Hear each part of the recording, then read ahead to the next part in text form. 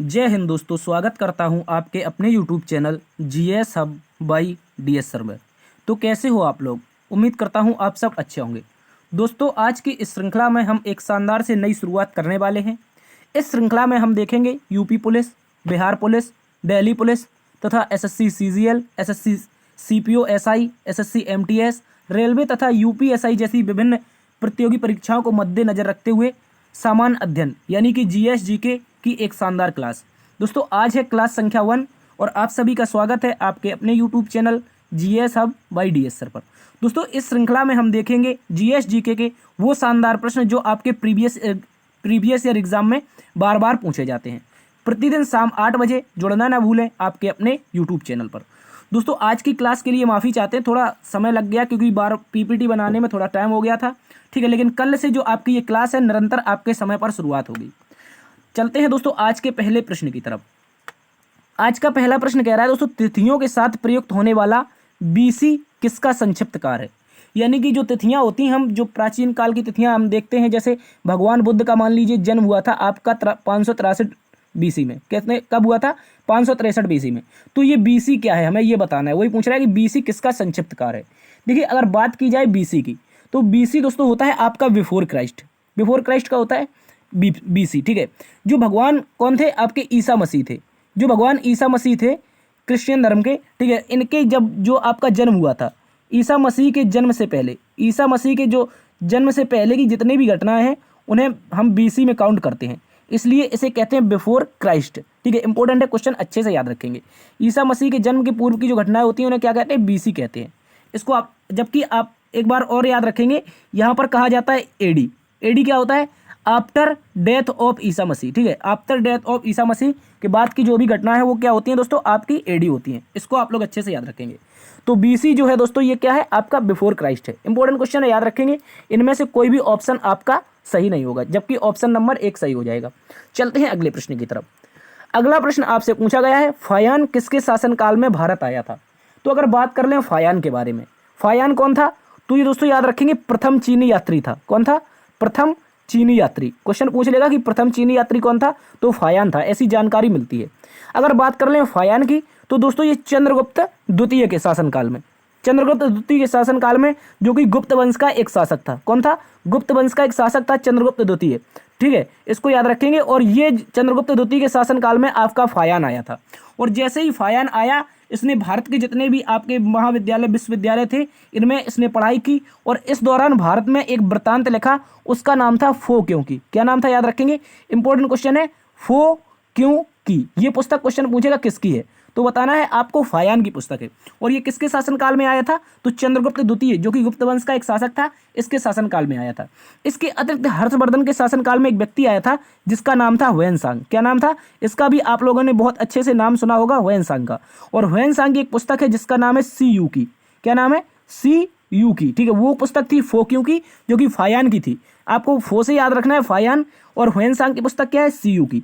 ये दोनों के दोनों चीनी यात्री थे जो भारत में अलग अलग राजाओं के शासनकाल में भारत आए थे। ठीक है, और किस लिए आए थे? तो शिक्षा ग्रहण करने के लिए ये लोग भारत आए थे।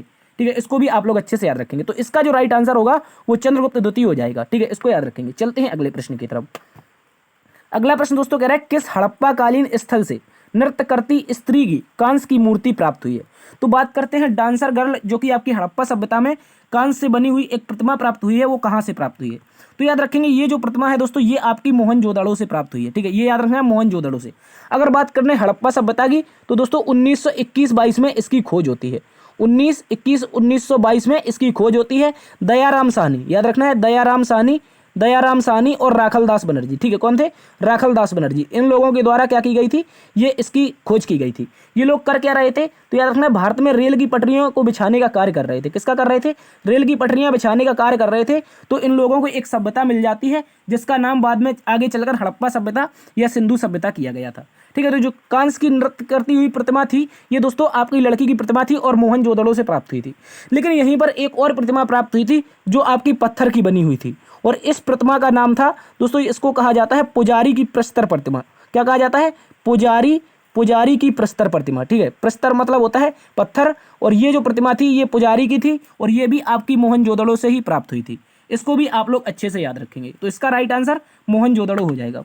अगर बात कर लें यहाँ पर कालीबंगन की, तो कालीबंगन में दोस्तों हमें क्या मिला है, तो याद रखना है कालीबंगन में मिली है हमें चूड़ियों के अवशेष। किसके? जो चूड़ियों की फैक्ट्री वगैरह है, इसके जो अवशेष थे ये कहाँ पर मिले हैं? चूड़ियों के, ये कालीबंगन में मिले हैं। इसके अतिरिक्त दोस्तों यहाँ पर क्या मिला है? यहाँ पर बिल्ली का पीछा करते हुए कुत्ते के पंजे के निशान मिले हैं। किसका? बिल्ली के पीछा करते हुए कुत्ते के पंजे के निशान ये यहाँ पर मिले हैं। ठीक है, इसके अतिरिक्त याद रखेंगे। अगर बात कर लें बनावली में, यहाँ पर क्या मिला है, तो आप लोग कमेंट बॉक्स में छाप के इसको बताएंगे। चलते हैं अगले प्रश्न की तरफ। अगला प्रश्न दोस्तों कह रहा है चरक संहिता नामक पुस्तक किस विषय से संबंधित है? अगर बात कर लें चरक संहिता की, तो चरक संहिता क्या है दोस्तों? याद रखेंगे ये आपकी एक चिकित्सा से संबंधित पुस्तक है। कैसे है? चिकित्सा से संबंधित पुस्तक है, यानी कि डॉक्टर जो आप अपनी किताबें लिखते हैं वो आपकी चरक संहिता है। इंपॉर्टेंट क्वेश्चन है, याद रखेंगे। ठीक है, अगर चरक संहिता की बात कर लें तो इसको लिखा किसने था? तो चरक ऋषि के द्वारा ऐसा कहा जाता है, इसको लिखा गया था। ठीक है, किसके द्वारा? चरक ऋषि के द्वारा। और ये पुस्तक किस पर आधारित थी? तो आपकी चिकित्सा पर आधारित थी।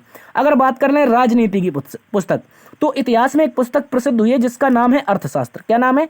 ये जो अर्थशास्त्र पुस्तक है ये आपकी कौटिल्य के द्वारा लिखी गई थी। किसके द्वारा? जिसे हम चाणक्य के नाम से जानते हैं। किस नाम से जानते हैं? याद रखेंगे, चाणक्य के नाम से जानते हैं। और ये पुस्तक आपकी कौटिल्य के द्वारा लिखी गई थी। और ये पुस्तक आधारित थी आपकी राजनीति पर। किस पर आधारित थी? राजनीति पर आधारित थी, अर्थशास्त्र पुस्तक थी। ठीक है, इसके अतिरिक्त याद रखना जो चाणक्य था ये चंद्रगुप्त मौर्य के शासनकाल में रहता था। किसके में? याद रखना है चंद्रगुप्त मौर्य का एक, या कह सकते हैं प्रधानमंत्री था चाणक्य। इंपॉर्टेंट क्वेश्चन है, इसको भी आप लोग अच्छे से याद रखेंगे। तो इस प्रश्न का राइट आंसर हो जाएगा चिकित्सा पर आधारित थी आपकी चरक संहिता। चलते हैं अगले प्रश्न की तरफ। अगला प्रश्न दोस्तों कह रहा है किस भाषा का प्रयोग सबसे ज्यादा बौद्धवाद के प्रचार के लिए किया गया था? तो ऐसी कौन सी भाषा है इन चार ऑप्शन में जिसका प्रचार और प्रसार के लिए, बौद्ध धर्म के प्रचार प्रसार के लिए उसका प्रयोग किया गया था? तो याद रखेंगे बौद्ध धर्म की सबसे प्रसिद्ध भाषा थी आपकी पाली भाषा। कौन सी थी दोस्तों? पाली भाषा थी। भगवान बुद्ध के द्वारा, याद रखेंगे भगवान बुद्ध के द्वारा जितने भी उपदेश दिए गए हैं, ये उपदेश सारे के सारे दोस्तों पाली भाषा में दिए गए हैं। कौन सी भाषा में? पाली भाषा में। इंपॉर्टेंट क्वेश्चन है, याद रखेंगे। और जो भगवान बुद्ध का पहला उपदेश था ये आपका सारनाथ में हुआ था। कहाँ पर हुआ था? सारनाथ में हुआ था। इसको भी आप लोगों को अच्छे से याद रखना है। ठीक है, तो पाली भाषा बौद्ध धर्म की एक प्रसार करने की एक भाषा थी। इसके अतिरिक्त जो प्राकृत भाषा थी, यहाँ पर दोस्तों आपके अशोक के स्तंभ जो भी मिले हैं ये प्राकृतिक भाषा में, ठीक है, प्राकृत भाषा में मिले हैं। ठीक है, प्राकृतिक भाषा में। इसकी लिपि आप लोग कमेंट बॉक्स में छाप के बताएंगे कौन कौन सी लिपियां हैं यहाँ पर अशोक के जो स्तंभ मिले हैं उनमें से। ठीक है, और जो भाषा थी वो प्राकृत भाषा थी।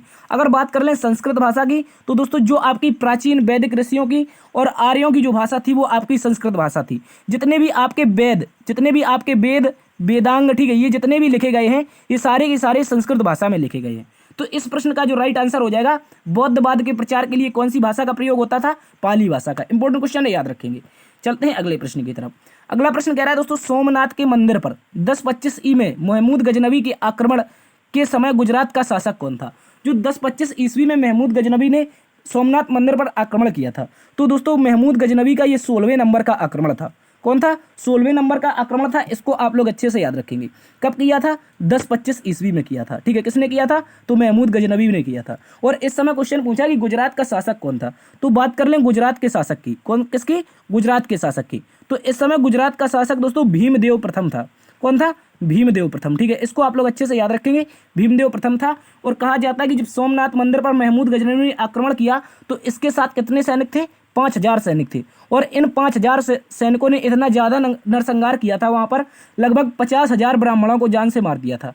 ठीक है, निहत्ते जो ब्राह्मण थे वहाँ पर पूजा पुजारी लोग थे रह रहे थे, उनको 5000 सैनिकों ने 50,000 ब्राह्मणों को मौत के घाट उतार दिया था। और इस समय जो गुजरात का शासक था वो भीमदेव प्रथम था। ये भी आप लोगों को अच्छे से याद रखना है। ठीक है, और जब जो महमूद गजनवी है ये दोस्तों जब सोमनाथ मंदिर को लूट कर जा रहा था तो पंजाब वाले प्रांत में, कहाँ पर? पंजाब वाले प्रांत में गोखरों ने, किसने? याद रखेंगे गोखरों और जाटों ने, इन दोनों ने मिलकर के महमूद गजनवी को बहुत पिटाया था। और दोस्तों जब इसको मारा तो ये दोस्तों इसने दोबारा, महमूद गजनवी ने दोबारा अपना 17वें बार आक्रमण किया था।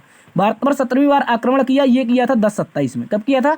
1027 में। और इस आक्रमण कहा जाता है कि गोखरों और जाटों को इसने पराजित कर दिया और 1030 में महमूद गजनवी की मृत्यु भी हो जाती है। ये भी आप लोग अच्छे से याद रखेंगे।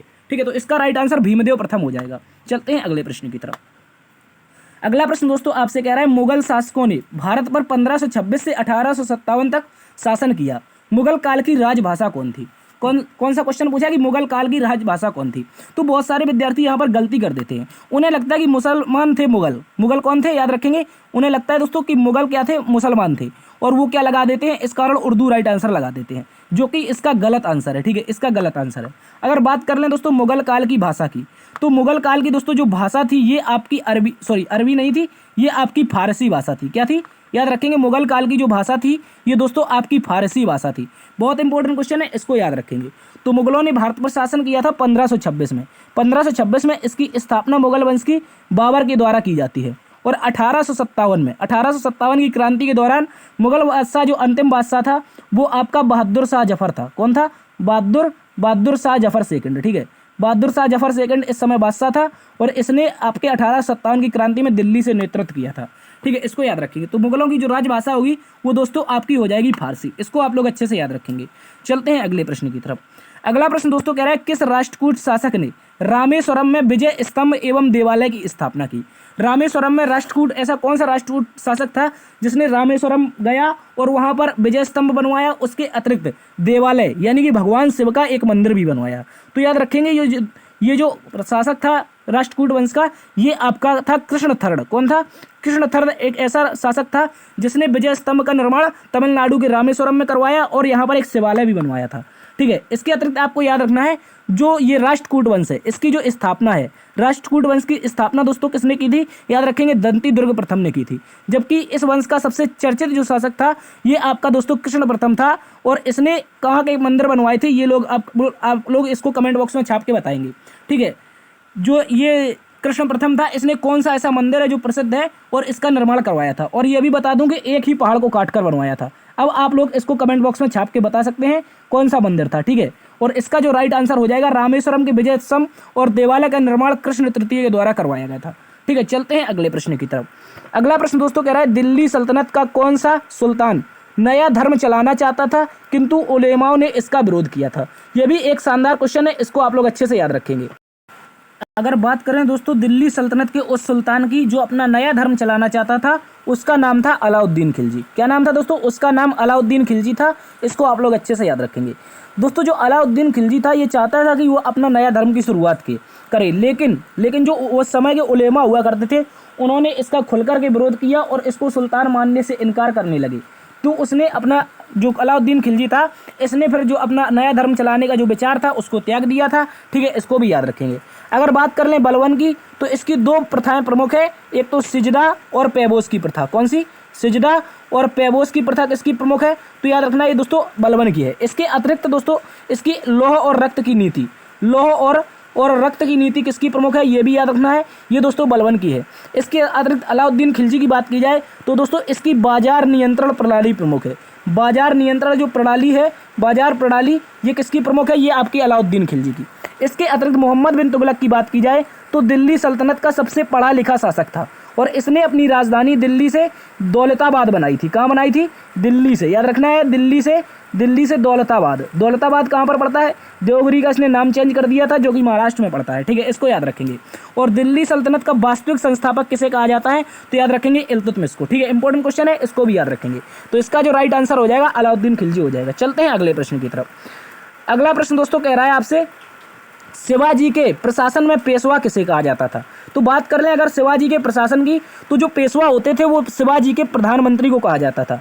शिवाजी के प्रधानमंत्री को क्या कहा जाता था दोस्तों, पेशवा कहा जाता था। अगर बात करें मराठाओं के प्रथम पेशवा कौन थे, तो याद रखना है मराठाओं के प्रथम पेशवा दोस्तों आपके बालाजी विश्वनाथ थे। कौन थे, बालाजी विश्वनाथ। ठीक है, बालाजी विश्वनाथ मराठाओं के प्रथम पेशवा थे। ठीक है, जबकि शिवाजी के प्रथम पेशवा बालाजी बाजीराव थे। कौन थे, याद रखेंगे बालाजी बाजीराव। ठीक है, बालाजी बाजीराव कौन थे, प्रथम पेशवा थे। जबकि आपके जो आपका पूरा मराठा वंश था उसका प्रथम पेशवा बालाजी विश्वनाथ थे। ठीक है, इसको भी आप लोग अच्छे से याद रखेंगे।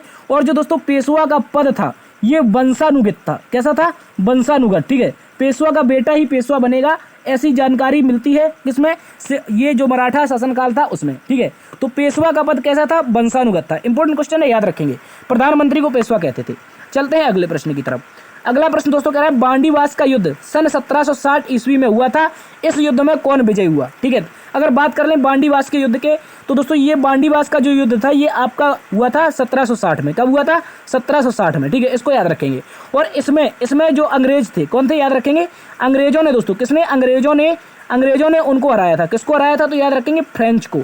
किसको हराया था? फ्रेंच को हराया था। और यहीं से जो फ्रांस की सत्ता थी ये आपकी भारत में लगभग उखड़ गई थी, ठीक है।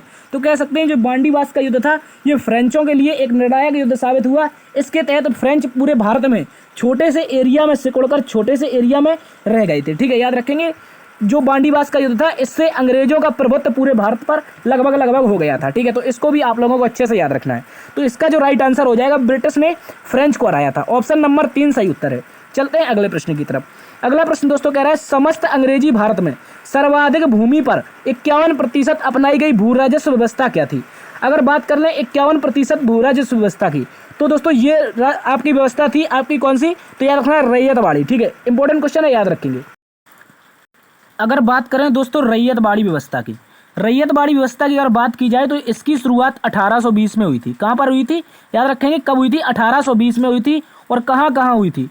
तो याद रखना है सबसे पहले मद्रास में हुई थी, मद्रास के अतिरिक्त बम्बई में हुई थी। कहाँ पर हुई थी? बम्बई में, और इसके अतिरिक्त असम में, ठीक है। कहाँ पर?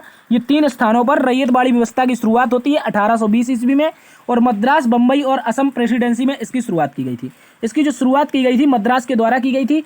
और इसका जो जनक था, जो रैयतवाड़ी व्यवस्था का जनक था, ये दोस्तों आपका रीड और मुनरो थे। कौन थे? रीड और मुनरो, ठीक है। कौन थे? Read, Munro. इंपॉर्टेंट क्वेश्चन है, याद रखेंगे। रीड, मुनरो के द्वारा ये व्यवस्था की शुरुआत होती है। और इसमें भूमि पर सर्वाधिक जो टैक्सेशन था ये 51% था, ठीक है, इसको याद रखेंगे। इंपॉर्टेंट क्वेश्चन है, अच्छे से याद रखना है। इसके अतिरिक्त अगर बात कर लें स्थायी बंदोबस्त की, तो दोस्तों जो स्थायी बंदोबस्त था ये आपका 1793 में लॉर्ड कॉर्नवालिस, किसके द्वारा? लॉर्ड कॉर्नवालिस के द्वारा। ये इंपॉर्टेंट क्वेश्चन है, याद रखने। कॉर्नवालिस के द्वारा इसकी शुरुआत होती है। और 1793 में कहाँ पर होती है? तो याद रखना है बंगाल के क्षेत्र में इसकी शुरुआत की जाती है। सर्वप्रथम बंगाल में इसकी शुरुआत की जाती है लॉर्ड कॉर्नवालिस के द्वारा। और रैयतवाड़ी की हम चर्चा कर चुके हैं। इसकी जो शुरुआत थी रीड, मुनरो के द्वारा की गई थी, ठीक है, रीड, मुनरो के द्वारा। इसके अतिरिक्त अगर बात कर लें महलवाड़ी की, तो महलवाड़ी व्यवस्था दोस्तों पंजाब, ठीक है, पंजाब के अतिरिक्त आपकी राजस्थान, इसके अतिरिक्त उत्तर प्रदेश, ठीक है, इन स्थानों पर लागू की गई थी महलवाड़ी। और आप लोग कमेंट बॉक्स में छाप के बताएंगे कि जो महलवाड़ी थी इसकी शुरुआत किसने की थी। चलते हैं अगले प्रश्न की तरफ। अगला प्रश्न दोस्तों कह रहा है फारसी साप्ताहिक अखबार मिरात उल अखबार किसने प्रकाशित किया था? अगर बात कर लें मिरात उल अखबार की, किसकी बात की जाए तो याद रखना है मिरात उल अखबार की। दोस्तों इसकी जो शुरुआत थी राजा राम मोहन राय के द्वारा की गई थी। मिरात उल अखबार आपका फारसी भाषा का अखबार था। कौन सी भाषा का? फारसी भाषा का अखबार था। और ये एक साप्ताहिक अखबार था। कैसा था? साप्ताहिक, यानी सप्ताह में एक बार इस अखबार का प्रकाशन किया जाता था। और किसके द्वारा किया जाता था? तो राजा राम मोहन राय के द्वारा। इसको भी आप लोगों को अच्छे से याद रखना है, ठीक है। इसके अतिरिक्त बात की जाए सर सैयद अहमद खां की, तो दोस्तों इन्होंने अलीगढ़ मुस्लिम यूनिवर्सिटी की स्थापना की थी। किसकी की थी? अलीगढ़ मुस्लिम यूनिवर्सिटी की, ठीक है। मुस्लिम यूनिवर्सिटी की स्थापना किसने की? तो याद रखना है सर सैयद अहमद खां के द्वारा। और कमेंट बॉक्स में छाप के बताना है किस वर्ष हुई थी, ठीक है। अगर बात करें जाकिर हुसैन की, तो जाकिर हुसैन नाम से 2 व्यक्ति हुए हैं। एक भारत के राष्ट्रपति रह चुके हैं, एक भारत के तबला वादक भी रह चुके हैं, ठीक है। इसको भी आप लोगों को अच्छे से याद रखना है। लाला लाजपत राय की चर्चा करें तो साइमन कमीशन के विरोध में लाठीचार्ज होने से इनकी मृत्यु हो गई थी। तो इसका जो राइट आंसर हो जाएगा राजा राम मोहन राय, मिरात उल अखबार। चलते हैं अगले प्रश्न की तरफ। अगला प्रश्न दोस्तों कह रहा है 1857 के सैनिक विद्रोह में किस वर्ग ने हिस्सा नहीं लिया था? जो 1857 का दोस्तों सैनिक विद्रोह था, इसमें जो वर्ग था वो शामिल नहीं हुआ था। क्यों शामिल नहीं हुआ था उसकी भी चर्चा करेंगे। जो इसका राइट आंसर है वो हो जाएगा आपका शिक्षित वर्ग। कैसा वर्ग? शिक्षित वर्ग ने दोस्तों 1857 की क्रांति में बिल्कुल भी हिस्सा नहीं लिया था। इसके कई कारण थे। इसका जो मुख्य कारण था वो ये था कि दोस्तों यहाँ के जो राजा थे, राजा अपने अपने क्षेत्र के लिए लड़ रहे थे। राजा किसके लिए लड़ रहे थे? अपने अपने क्षेत्र के लिए। ये एकजुट होकर के नहीं लड़ रहे थे। दूसरी बात ये थी कि जो राजा थे ये लोग क्या मानते थे? प्रथाएं मानते थे और प्रथाओं का अंत नहीं करना चाहते थे। लेकिन जो अंग्रेज थे ये क्या कर रहे थे? प्रथाओं का अंत कर रहे थे, ठीक है। पुरानी जो प्रथाएं थी जैसे सती प्रथा, बाल विवाह, ये सारी प्रथाओं का अंत कर रहे थे अंग्रेज। तो पढ़े लिखे जो लोग थे उन्हें लग रहा था ये सब अच्छा हो रहा है, तो हम राजाओं को क्यों माने। इसलिए इन्होंने 1857 के विद्रोह में क्या नहीं किया था? हिस्सा नहीं लिया था। तो जो इसका राइट आंसर हो जाएगा शिक्षित वर्ग ने हिस्सा नहीं लिया था। चलते हैं दोस्तों अगले प्रश्न की तरफ। अगला प्रश्न कह रहा था 1885 में भारतीय राष्ट्रीय कांग्रेस की स्थापना के पीछे कौन सा तात्कालिक कारण शामिल नहीं था? देखिए 1885 में आपकी भारतीय राष्ट्रीय कांग्रेस की स्थापना तो होती है, ये सभी को पता है। लेकिन जो इसके प्रमुख कारण थे वो आपके कई कारण थे। जैसे आपका पहला कारण था आर्म एक्ट 1878, 1878 में लॉर्ड लिटन के शासनकाल में आया भारतीय सशस्त्र अधिनियम, ये एक था। इसके अतिरिक्त आपका वर्नाकुलर प्रेस एक्ट, ये भी आपका 1878 में लिटन के शासनकाल में ही आया था। ठीक है, 1878 में लिटन के शासनकाल में आया था, इसका भी विरोध किया था। ठीक है, इसके अतिरिक्त याद रखना है ये जो ऑप्शन है 1870 से 80 का द्वितीय आंग्ल अफगान युद्ध, तो इसका यही आंसर राइट हो जाएगा। ये इस कारण में शामिल नहीं था। जो राष्ट्रीय कांग्रेस की स्थापना हुई थी वो किसी भी युद्ध से संबंधित नहीं थी। ठीक है, इसके अतिरिक्त 1877 ईस्वी में दिल्ली में आयोजित शाही दरबार और संपूर्ण भारत में अकाल होने के कारण भी इसकी स्थापना हुई थी। एक और क्वेश्चन था 1883 में दोस्तों इलवर्ट विधेयक आया था, इस कारण यहाँ पर ये भी आपका चर्चा में रहा था। तो 1885 में जो कांग्रेस की स्थापना हुई थी उसके 3 प्रमुख कारण थे। ठीक है, इसमें से पहला 1857 गणतंत्र अधिनियम, दूसरा भारत भाषा अधिनियम। ठीक है, इसके अतिरिक्त 1870 में आयोजित आपका दिल्ली शाही दरबार और संपूर्ण भारत में अकाल। इसके अतिरिक्त 1883 का एल्बर्ट बिल। जो शामिल नहीं था वो आपका ऑप्शन बी हो जाएगा। ठीक है, याद रखेंगे ऑप्शन बी शामिल हो जाएगा। आज दोस्तों बैकग्राउंड में थोड़ी बारिश हो रही है, उस पर आप लोग ध्यान नहीं देंगे, आपको क्वेश्चनों पर ध्यान देना है। तो इसका जो राइट आंसर होगा वो ऑप्शन 2 हो जाएगा। चलते हैं अगले प्रश्न की तरफ। अगला प्रश्न दोस्तों कह रहा है राज्य के नीति निर्देशक सिद्धांतों के अनुसार किस आयु तक के बच्चों को निःशुल्क एवं अनिवार्य शिक्षा देने की आशा की जाती है। देखिए, राज्य का जो नीति निर्देशक तत्व है ये दोस्तों देश को यानी अपने भारत को यानी कि राज्य को एक सुनिश्चित राज्य बनाने के लिए इनको भारतीय संविधान में शामिल किया गया है। और उसी में एक आपका आर्टिकल है आपका अनुच्छेद 45। क्या है दोस्तों, याद रखना है अनुच्छेद 45। और अनुच्छेद 45 कहता है कि भारत के जितने भी बच्चे होंगे उनको निःशुल्क शिक्षा और 14 वर्ष से कम आयु के बच्चे, कितने कम आयु के बच्चे, तो याद रखना है 14 वर्ष से कम आयु के जितने भी बच्चे होंगे इनको निःशुल्क एवं अनिवार्य शिक्षा का प्रावधान किया जाएगा।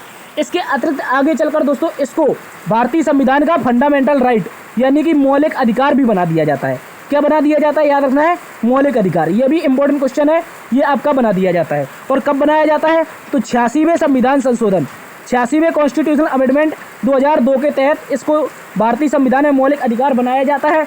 और इसे अनुच्छेद, याद रखना है अनुच्छेद 21A में शामिल किया जाता है। तो ये अब वर्तमान में मौलिक अधिकार बन चुका है, इससे पहले ये आपका DPSP में शामिल था। ठीक है, इसको आप लोग अच्छे से याद रखेंगे। तो इसका जो राइट आंसर हो जाएगा 14 वर्ष से कम उम्र के बच्चों को निःशुल्क एवं अनिवार्य शिक्षा का प्रावधान करता है राज्य। चलते हैं अगले प्रश्न की तरफ। अगला प्रश्न दोस्तों कह रहा था बैंक ऑफ बड़ौदा BOB के साथ विजया बैंक और देना बैंक का समामेलन कब से लागू हुआ था। देखिए, बैंक ऑफ बड़ौदा में अभी हाल ही में 2019 में दोस्तों क्या हुआ था, 2 बैंकें शामिल की गई थी। एक थी आपकी विजया बैंक, कौन थी, विजया बैंक, जबकि दूसरी थी दोस्तों देना बैंक। इन दोनों को कहाँ पर शामिल कर दिया, बैंक ऑफ बड़ौदा में। और दोस्तों कब लागू हुआ था, तो याद रखना है ये आपका 1 अप्रैल 2019 को लागू हुआ था। ठीक है, 1 अप्रैल 2019 को इसको लागू किया गया था। ठीक है, याद रखेंगे इसका जो राइट आंसर हो जाएगा 1 अप्रैल 2019।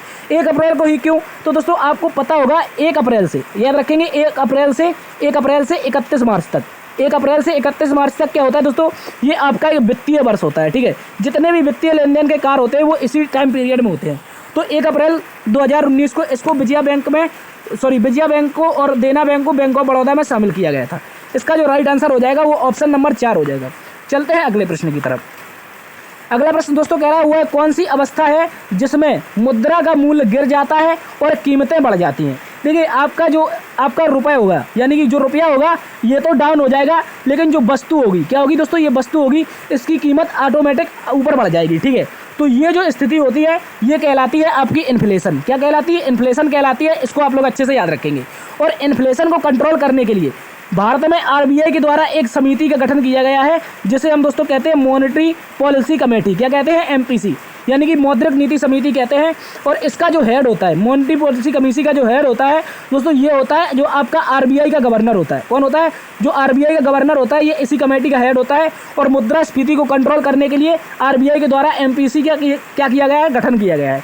ठीक है, यहाँ पर जब भी रुपए का रेट गिरेगा तो ऑटोमेटिक आपकी जो वस्तु होगी उसकी कीमतें बढ़ जाएंगी। तो इसका जो राइट आंसर हो जाएगा वो आपका हो जाएगा इन्फ्लेशन। ठीक है, इसको याद रखेंगे। चलते हैं अगले प्रश्न की तरफ। अगला प्रश्न दोस्तों कह रहा है शताब्दी एक्सप्रेस गाड़ी का नाम किसकी शतवार्षिकी को संबोधित करता है। देखिए, जो आपकी भारत में ट्रेन चलती है, क्या चलती है दोस्तों, ट्रेन चलती है, इन्हीं में आपकी एक गाड़ी होती है जिसका नाम है शताब्दी एक्सप्रेस। क्या नाम है दोस्तों, शताब्दी एक्सप्रेस। और ये क्यों किया गया है, तो याद रखेंगे जो शताब्दी एक्सप्रेस नाम किया गया है ये दोस्तों आपका किया गया था पंडित जवाहरलाल नेहरू का जब 100वां बर्थडे मनाया गया था। पंडित जवाहरलाल नेहरू का जब 100वां बर्थडे मनाया गया था तब इसको भारतीय ट्रेन का एक नाम करके क्या कर दिया था, शताब्दी एक्सप्रेस कर दिया था।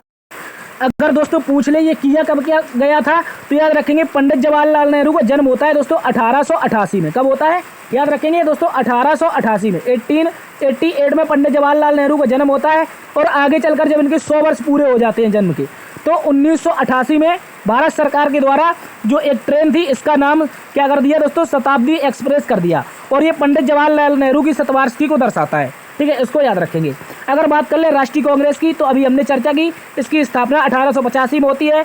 महात्मा गांधी की चर्चा की जाए तो इनका जो जन्म है ये दोस्तों 2 अक्टूबर को होता है 1869 में, ठीक है, 1869 में। अगर भारत का जो प्रथम स्वतंत्रता युद्ध की बात की जाए तो ये आपका 1857 में होता है। इसको भी आप लोग अच्छे से याद रखेंगे। तो इसका जो राइट आंसर हो जाएगा पंडित जवाहरलाल नेहरू हो जाएगा। चलते हैं अगले प्रश्न की तरफ। अगला प्रश्न कह रहा है निम्न में से कौन सी नदी अमरकंटक के पठार से नहीं निकलती है। निम्नलिखित में से ऐसी कौन सी नदी है दोस्तों जो आपकी अमरकंटक के पठार से नहीं निकलती है। तो बात की जाए अमरकंटक के पठार से निकलने वाली नदी की तो दोस्तों यहाँ पर हो जाएगी आपकी गोदावरी, ठीक है। यहाँ पर क्या पूछा है, नहीं निकलती पूछा है, ठीक है, याद रखेंगे नहीं निकलती पूछा है। तो गोदावरी ये आपकी अमरकंटक के पठार से नहीं निकलती है, ये दोस्तों निकलती है पश्चिमी घाट से। कहाँ से निकलती है याद रखा है, पश्चिमी घाट से निकलने वाली नदी है। इंपॉर्टेंट क्वेश्चन है। और कहाँ पर निकलती है, नासिक में निकलती है। कहाँ पर निकलती है दोस्तों, नासिक में निकलती है। इंपॉर्टेंट क्वेश्चन है, इसको भी याद रखेंगे। अगर बात की जाए नर्मदा की तो अमरकंटक से निकलती है। तवा की बात की जाए अमरकंटक से निकलती है। और दोस्तों अगर सोन नदी की बात की जाए ये भी आपकी अमरकंटक से ही निकलती है। तो इसका जो राइट आंसर हो जाएगा वो गोदावरी हो जाएगा, ठीक है, याद रखेंगे।